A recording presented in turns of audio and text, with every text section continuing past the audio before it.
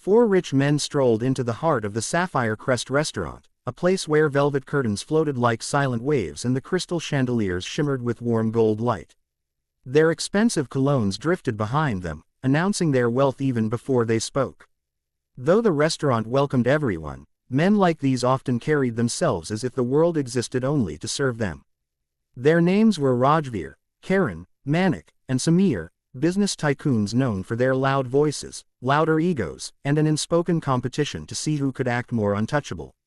They chose the central table, the one guests usually admired from a respectful distance, and sat down with the arrogance of kings returning to their thrones. At that moment, the waitress assigned to their table, Mira, stepped forward with a warm, professional smile. She had been working double shifts for weeks to support her younger brother's college fees, and despite exhaustion pulling at her bones, she greeted every customer with kindness and sincerity. "Good evening, gentlemen," she said, her voice polite and steady. "Welcome to Sapphire Crest. May I take your order?" The men barely acknowledged her. Rajveer snapped his fingers, pointing at the menu without looking up. "Get us 4 of your best coffee blends. And don't take too long. Important people don't have time to wait." Mira nodded without irritation. She had dealt with people much ruder before. She hurried to place the order, and within minutes returned with their drinks, setting each cup down gently. But the men weren't interested in gratitude. Instead, they began criticizing her in low voices that they assumed she couldn't hear, or didn't care enough to react to. "Look at her," Manik scoffed. "Probably never stepped out of a slum. People like her should be grateful we even talked to them," Karan added, swirling his spoon. "These workers are lucky they have jobs," Samir muttered. Their insensitivity pierced Mira's heart, but she forced herself to remain composed. She had learned long ago that reacting wasn't worth the trouble, not when every bill at home depended on her job here. After finishing their coffee, the men waved her over without so much as a glance. "Bill," Rajveer ordered. She placed the bill on the table, stepping back respectfully. The total wasn't much for men like them, barely the cost of their watch straps. But when Mira returned later to collect the payment, she froze. The bill folder was empty. "Sir, I believe you may have forgotten to place the payment," she said gently. All 4 men laughed as though she had told a joke. "Forgotten?" Manik grinned. "No, we didn't forget anything. We're not paying," Karan said casually, leaning back with a smug expression.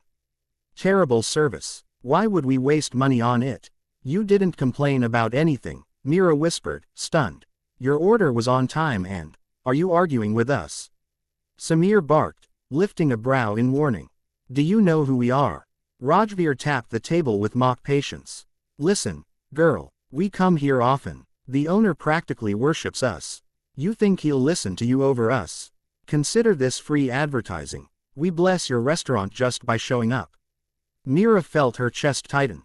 She knew arguing further might cost her job, yet letting them walk away felt unbearably unfair. Gathering courage she seldom used, she tried once more. "Sir, please, I could get fired for unpaid bills. You had the coffee, so you must." "We must nothing," Karan cut in sharply. "Now step aside." They stood to leave, confident in their untouchability. But destiny had been quietly watching. At that precise moment, a deep voice spoke behind them, slow, controlled, and layered with the kind of authority money could never buy. "Is there a problem here?" The men turned, irritation ready on their tongues, until recognition froze their expressions. Standing behind them was Arjun Malhotra, the billionaire owner of Sapphire Crest, a man whose influence stretched across continents, known not only for his empire but also for his uncompromising integrity. His presence brought a sudden hush to the entire room. Arjun rarely visited publicly. When he did, people straightened instinctively, like now, as if gravity itself had become heavier. The 4 rich men scrambled to plaster respectful smiles on their faces. "Arjun, my friend," Rajveer began, attempting to step forward, but Arjun lifted a hand, stopping him cold.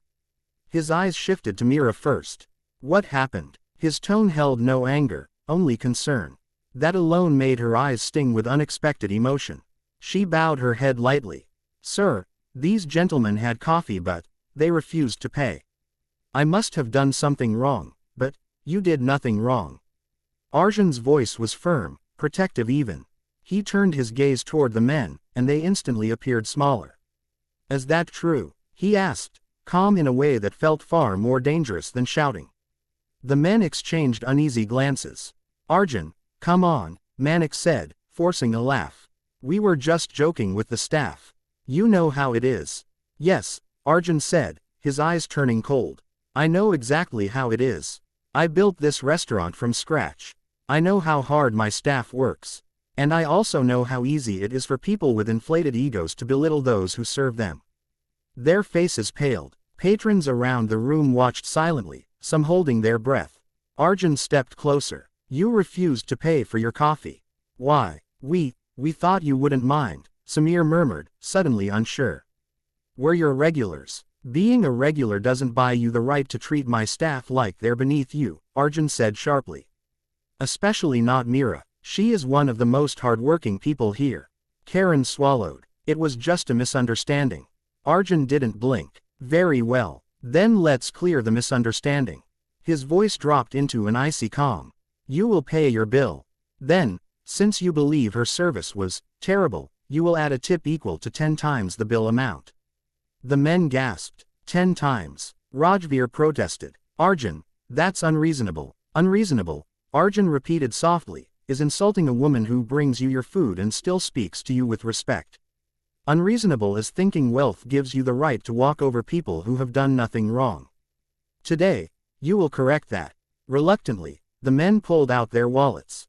Their faces twisted with humiliation, but Arjun didn't move until he saw them place the entire amount, including the hefty tip, on the table. When they were done, he spoke again, this time with a tone that left no room for negotiation. And one more thing. You were banned from Sapphire Crest until I personally decide otherwise. It was a blow straight to their egos. For wealthy men, public embarrassment was worse than punishment. Arjun, please, leave, he said simply. The authority in his voice ended the conversation. Without another word, the 4 men hurried out, their earlier arrogance crushed into dust. Silence settled over the restaurant for a heartbeat. Then Arjun turned back to Mira, his expression softening instantly. Are you okay? He asked gently. Emotion welled up in her chest. Yes, sir. Thank you. You didn't have to. I did, he said quietly. No one should ever treat you, or any staff member, like that. You were the backbone of this place. Mira blinked rapidly, overwhelmed. She had faced disrespect so many times, yet this was the first time someone powerful had stood up for her. Arjun continued, consider the tip they left fully yours. And, starting tomorrow, you're promoted to senior floor supervisor. Your dedication deserves recognition. The announcement sent shockwaves through the staff nearby. Mira covered her mouth, stunned. Sir, I don't know what to say. Say you'll continue to work with the same kindness you always have, Arjun said with a warm smile. The world needs people like you.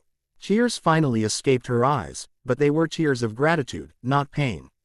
The incident spread through the restaurant and beyond its walls, an unexpected reminder that true leadership didn't come from wealth, but from respect, empathy, and the courage to protect those who could not protect themselves. The 4 rich men, now humbled, became symbols of the consequences of entitlement. And Mira, she continued working with even more confidence than before, her life forever changed by the moment a billionaire chose to stand behind a waitress instead of the powerful. As for Arjun, his quiet act of justice became one more reason people admired him, not just as a billionaire, but as a man who believed in dignity over money, and humanity over pride. And in the heart of Sapphire Crest, beneath the shimmering lights, the story lived on, retold by customers, staff, and anyone who needed a reminder that kindness, when backed by courage, always wins.